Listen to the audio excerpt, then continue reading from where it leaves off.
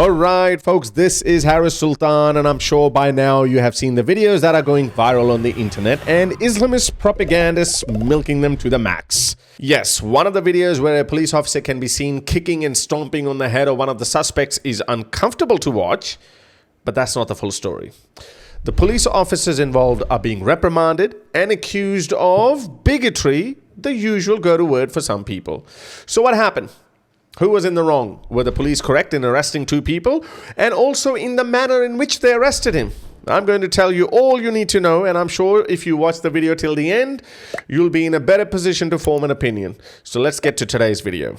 Before I tell you what happened, I want you to consider what happened a few days ago in Leeds. In Leeds, social services removed a child from the care of a Romani family after they deemed the child was unsafe in their care. This caused a massive ruckus in the local Romani community, and they started rioting.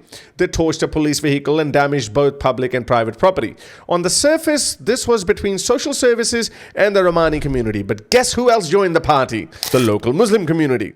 They had no dog in this fight, but whenever there is a disturbance, some of them see it as their religious duty to get involved. Have a look at this video where you can see some Muslims shouting Allahu Akbar and Takbir.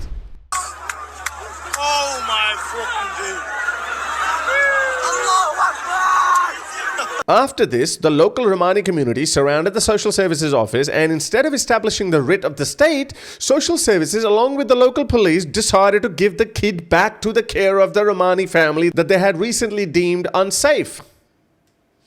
This is how easy it is in Britain to intimidate authorities and have your way with them.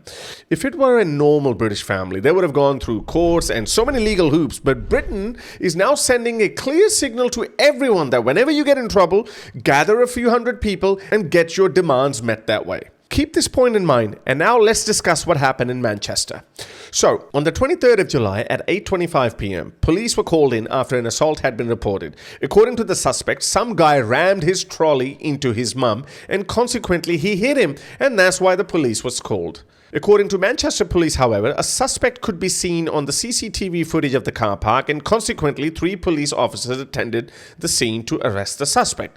Upon confronting the suspect and his brother became violent, and 3 police officers were assaulted. 1 female police officer ended up with a broken nose, and 2 others were also injured. The sex and the gender of the other 2 police officers is not known. However, social media gossip suggests that all of those police officers were females, and that's probably why they were assaulted by 2 brothers. So after getting beaten up, the officers called for backup, and the real police with guns showed up. They confronted the suspect, but instead of surrendering, he resisted. Have a look at this clip.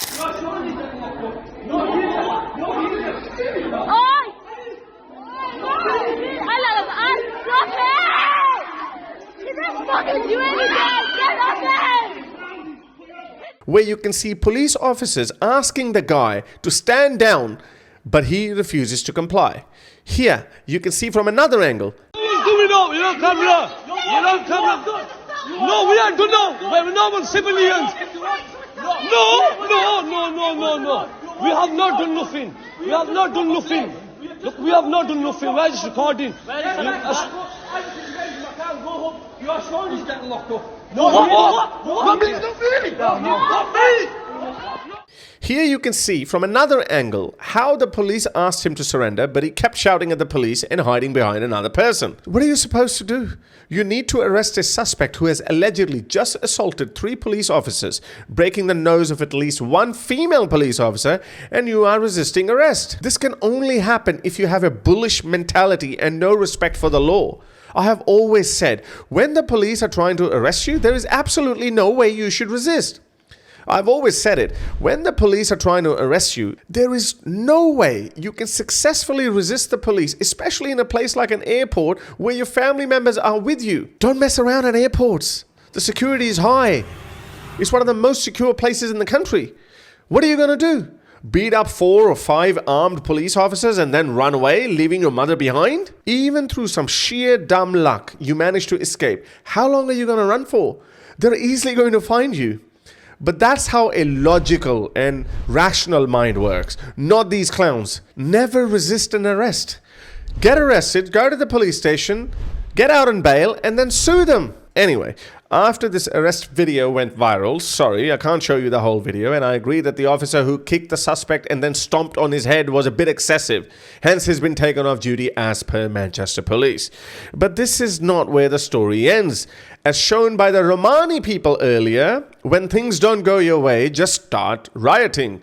Here, you can see how George Galloway is seemingly dog whistling and saying the atmosphere in the community is boiling with rage and the police must suspend all officers involved or else.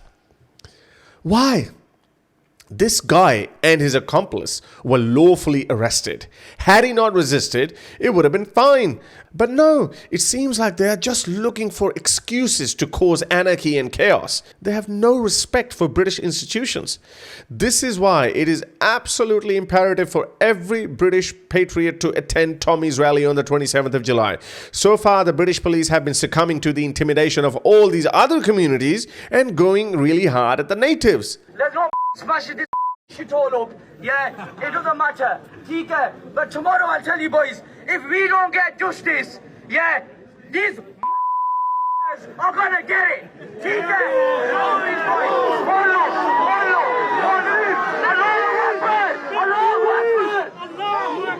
I'm not saying that the natives should also start rioting and intimidating British institutions, but what I'm saying is that the natives and every British patriot, regardless of your skin color or religion, who loves this country, must come out on the 27th of July and say enough is enough.